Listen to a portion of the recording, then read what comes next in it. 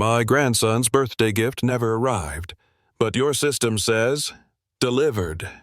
Her voice wasn't loud, but it stopped him cold. His name is Jackson. He built this company from the ground up, believing in every step and every person he hired. But in just 6 weeks, $347,000 worth of shipments vanished. Every single one marked delivered. But customers never opened their doors. No notes, no packages, just silence, and a growing sense of betrayal. He went back through the orders. 3 missing deliveries. Same hour, same warehouse, and the same name on the final confirmation. Jackson didn't order an investigation. He quietly changed his name, pulled on a warehouse shirt, and signed up for the night shift. Because if someone was bleeding this company from the inside, he'd walk in and see it for himself.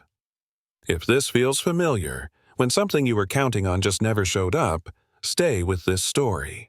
And if it speaks to you, share your experience in the comments and subscribe to this channel, so more people can hear what happens when someone finally decides to look for the truth. That decision, to step into his own company as the new guy, did not come from nowhere.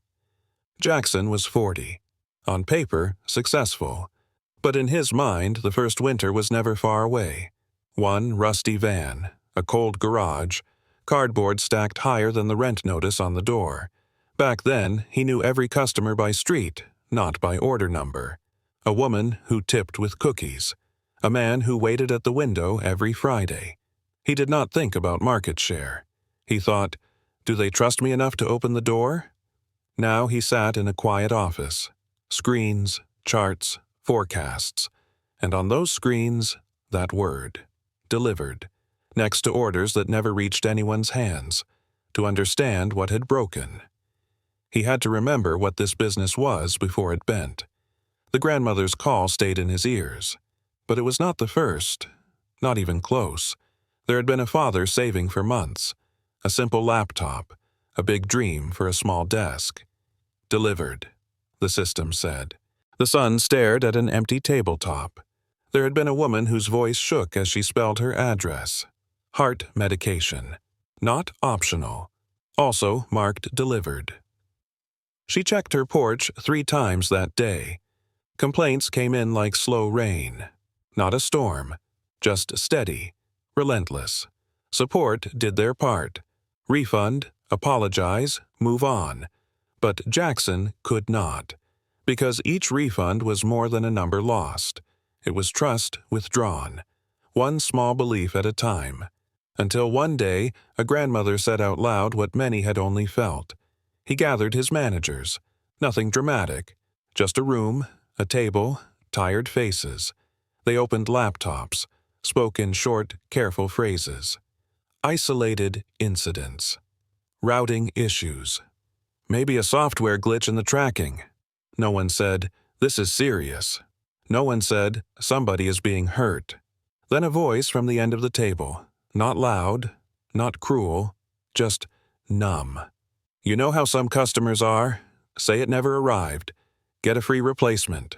The words sat between them like a stain. No one pushed back. They just moved to the next bullet point. Jackson watched them. People he liked, people who worked long hours. But fear had taught them something dangerous. If you don't name the problem, maybe it will not land on you. He left the room knowing the problem was real, and that he was now alone with it. He went back to his office, left the door open, then closed it again. Silence felt safer. The building was almost empty. Cleaning carts somewhere on another floor. Distant humming. He opened the shipment logs, typed in dates from the complaints, filtered by warehouse. There they were. 3 orders, 3 different customers, all missing. Same hour, same building code. He scrolled down. Same name at the bottom. Final confirmation. Final, yes, this left here. He read the name. Looked away. Read it again. It was not a stranger. Not a new hire. It was someone he had once introduced as one of our best. For a moment, he wished it really was just bad software, because broken code is easier to forgive than a broken promise. The name pulled him backward. He saw a younger version of that man. nervous, eager, asking for the late shift others avoided. "Give me the nights," he had said. "I'll make them run smooth. You'll never have to worry." Jackson remembered promotions, bonuses, a toast at a company dinner. "He saves this company money," Jackson had told everyone. Now that line replayed in his head. But the tone changed. Save money? How? He pressed his fingers to his eyes, tried to slow his thoughts. If he accused and was wrong, he would tear a good man's life apart. If he stayed quiet and was right, he would be part of the theft. The loyalty he felt began to ache. Because real loyalty is not blindness. And he had been very close to blind. He knew the official options. Internal audit. Outside investigators. Maybe even the police. Each step meant noise. Rumors. Workers afraid they were next, even if they had done nothing wrong. He pictured headlines in local news. Delivery company under investigation. Customers reading, wondering if their front doors were safe. Then he pictured smaller things. A boy waiting for a laptop that never came. A woman counting pills. A grandmother folding empty wrapping paper. Some decisions arrive with a speech. This one came with a silence. He realized he could not trust second-hand reports anymore. He needed his own eyes, his own back aching under the same boxes. So he chose the path that made no sense on paper. He would walk into his own company, as if he were nobody, and see what nobody was meant to see. A new name appeared on a temp agency form. Plain, forgettable. It belonged to Jackson now. No CEO box to tick, no field for owns the building you're applying to. He learned his hourly rate. It was less than what he tipped at restaurants without thinking. Tonight, it would be his pay. He folded a basic shirt, left his usual watch on the bedside table, took an old one instead. At the warehouse gate, nobody paused. They handed him a badge, a pair of gloves, pointed him toward the night shift entrance. No one saw a leader, only another body in the line. Stripped of his title, he felt strangely clearer, like a man finally standing on the same floor as the people his decisions touched. This was the point of no return. And he walked through it. By the first break, his shoulders burned. He sat on a plastic chair that rocked a little. A man lowered himself into the seat beside him. Not young, not old. Eyes with deep lines at the corners. They talked about nothing at first.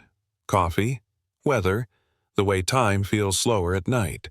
Then the man mentioned his wife, how mornings were for hospitals, for waiting rooms and test results. "That's why I like nights," he said. "If I lose these hours, we lose more than hours." His name was Carlos. He did not ask for pity.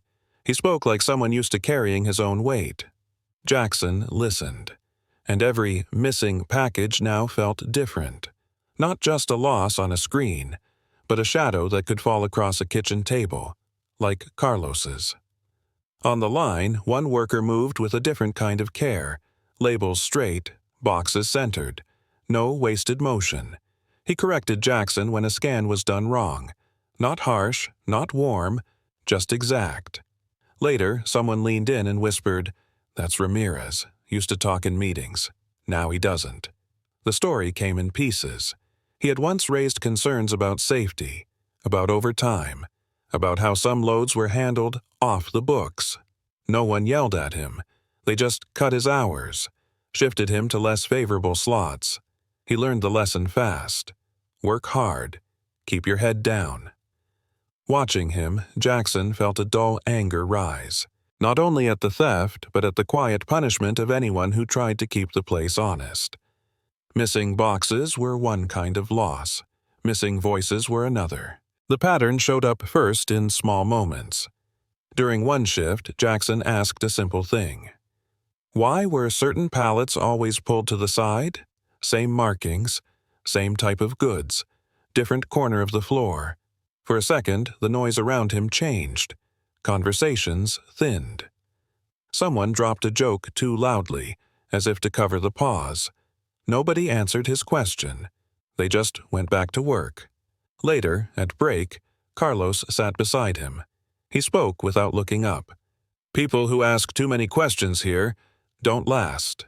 No threat, no drama, just a tired warning from a man who needed every hour on his paycheck. Jackson heard what Carlos could not risk saying out loud. Fear had become part of the job description. Once he knew to look, it was hard not to see. A pallet rolled past him one night. Label said regular route, ordinary destination.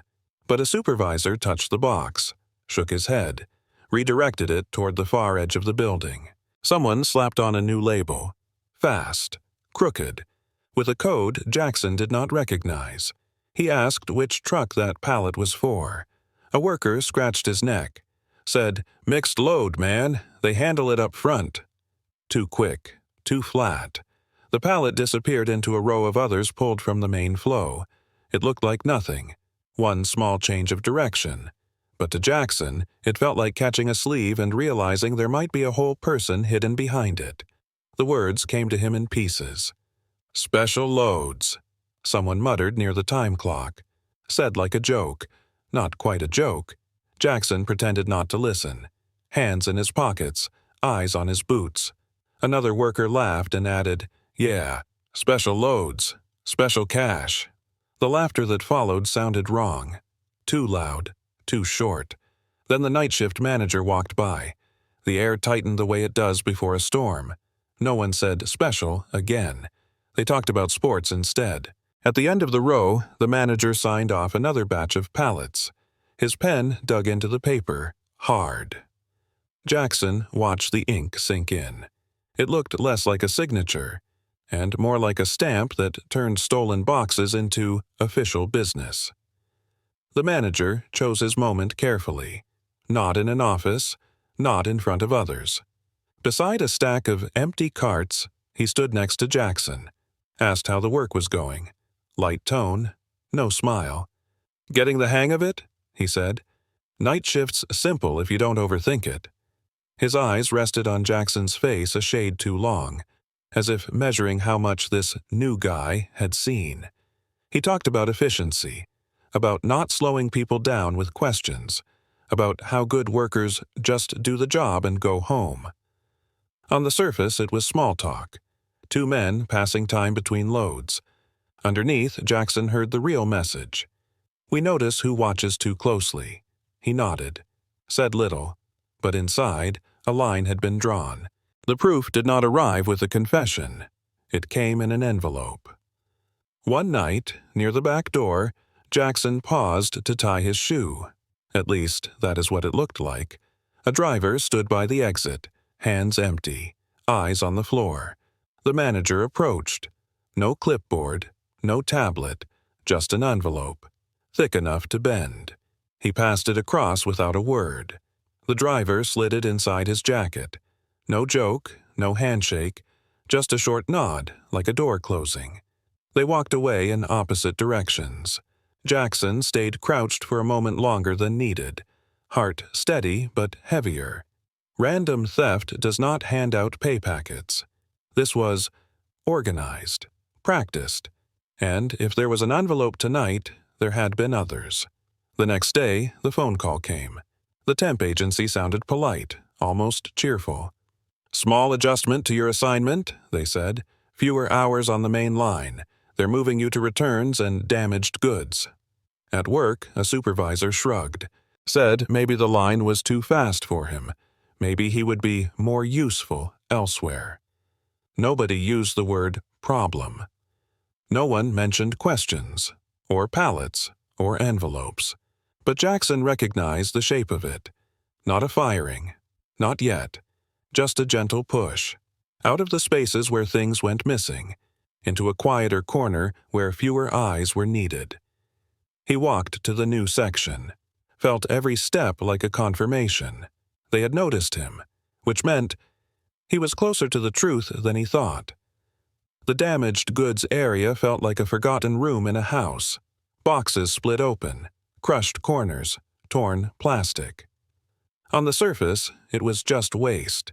Things that could not be sold. Products written off in neat lines on a report. But Jackson saw more. Every dented parcel had once been chosen, clicked on, paid for, waited on. Maybe it was a child's toy. Maybe a set of tools for a new job. Maybe medicine that could not be late.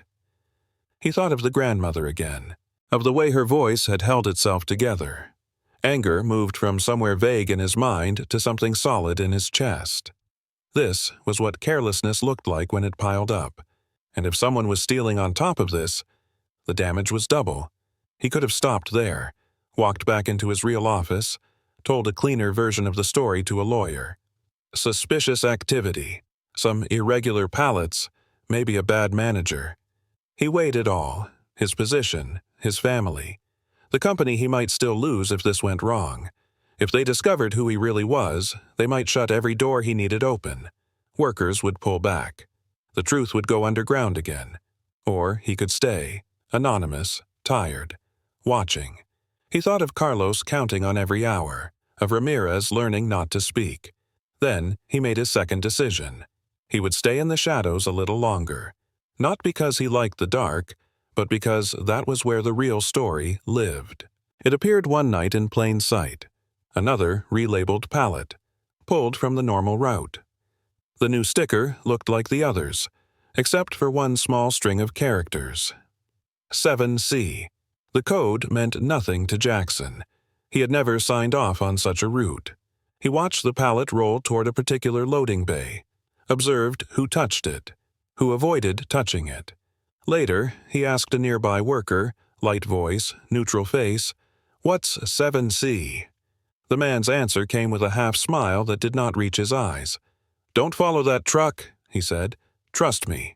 The phrase hung there, soft, thin. But behind it, Jackson heard something heavy. Whatever 7C was, even the scared ones knew not to get near it. He did not take that advice. After his shift, he sat in his car, engine low, eyes on the lot. He waited until a truck with the 7C code on its manifest pulled away. He followed at a distance, not close enough to be obvious, close enough not to lose it. Streetlights thinned. The road left the usual neighborhoods. No more porches. Just warehouses and fenced yards. The truck turned into a small industrial strip. No company logos, no friendly signs. It stopped at a unit with a simple mark on the wall. 7C. Jackson parked far enough to stay unseen, watched his own company's boxes carried through a door that did not belong to him. In that quiet moment, one thought settled in. This was not a leak. It was another mouth, feeding on everything he had built. From the car, he watched for a while, just to be sure his eyes were not lying. Men moved inside Unit 7C. They wore no familiar colors, no logos from his company. But the boxes. He knew those. Same tape, same stickers, same product lines he had signed contracts for. They stacked them like their own stock, sorted them, scanned them with devices that were not his. Through a lit window, he could see a wall of charts, rising bars, neat figures.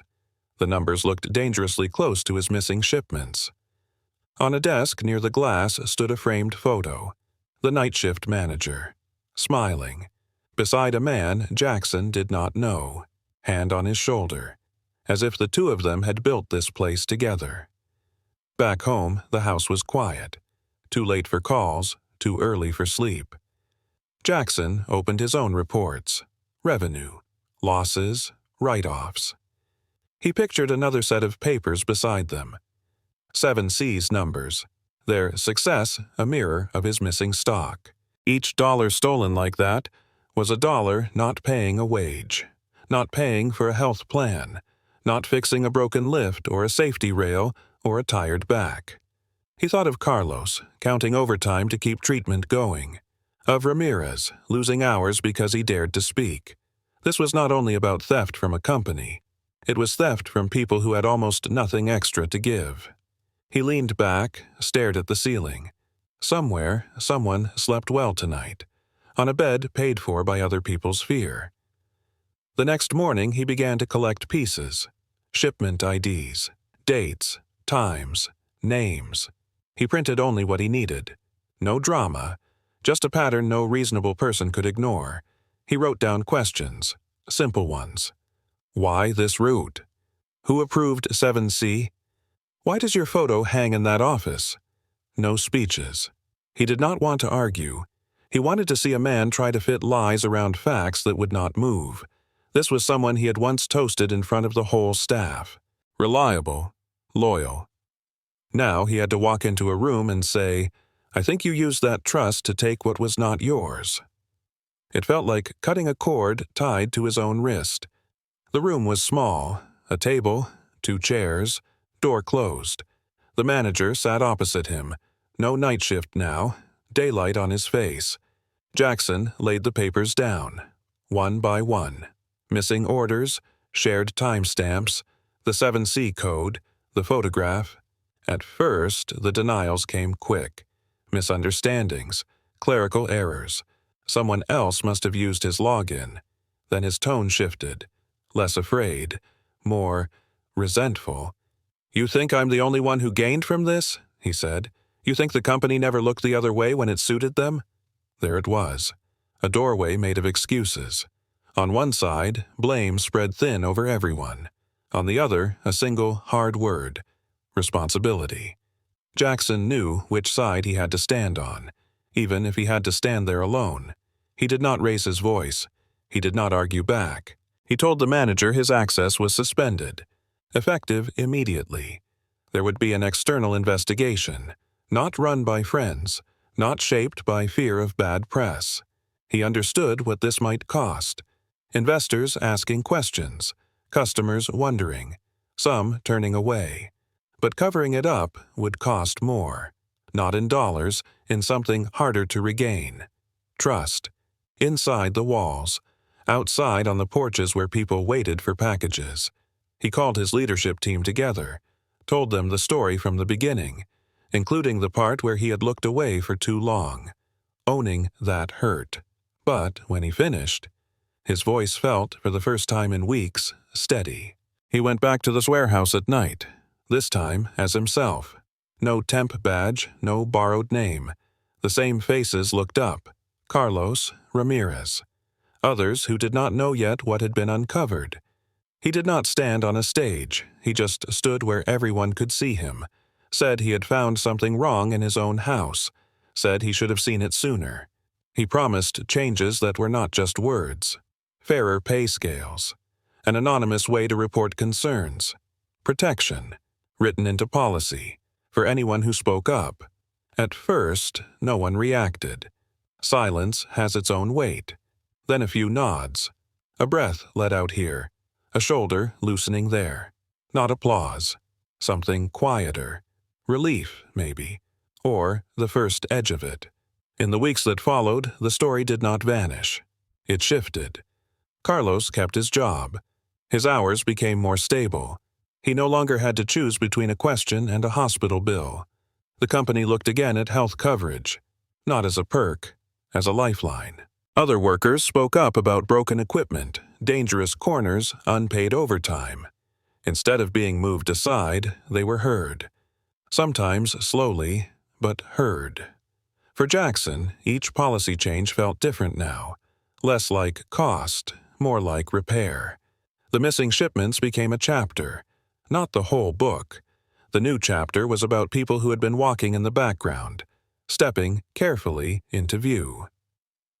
One afternoon, Jackson asked Ramirez into a meeting room. The man's shoulders went tight at the doorway. He expected trouble, less hours, another quiet punishment. Instead, Jackson slid a notebook across the table, said, "You know this place. Help me fix what keeps going wrong." At first, Ramirez spoke in short sentences, waited after each one, as if ready to be cut off, but his ideas were clear. Simple changes that could stop mistakes, safer loading routines, better checks on special shipments. This time, someone took notes, and then actually used them. He went back to the floor the same man, same tired eyes, but when he spoke, others listened. Not because he was louder, because now his words had somewhere to land. There was one call Jackson still needed to make. He dialed the number from that first complaint, the one that had stayed with him. The grandmother answered slowly, as if expecting another stranger reading a script. He told her his name, his real role. He said there had been something broken inside his company, that it was being dealt with, that it had taken too long. He did not ask her to forgive him. He only said he was sorry her grandson's birthday had arrived with an empty space. Then he told her the gift was on its way again, this time with a handwritten note. On the line, there was a pause. "Thank you for calling back," she said. 4 plain words. But to him, they felt like a door not fully closed, opening a little. In the end, it was never just about boxes. It was about how easy it is in any job to let numbers replace faces, to let delivered replace did it really arrive? Jackson had money, a title, a company with his name on the trucks. But none of that mattered when a grandmother couldn't trust that name with a simple gift. His walk through the night shift showed something small and hard to ignore. People need more than a paycheck. They need safety when they speak. They need to believe that somewhere someone will choose truth over comfort. If this story touched something in you, a memory, a moment you stayed quiet, or a time you finally spoke, share it. Leave your story in the comments. Subscribe if you want more tales where people decide to do the harder, better thing. Because every time one person stands up for what's right, a little more room opens up for all of us to live, to love, and to be who we really are.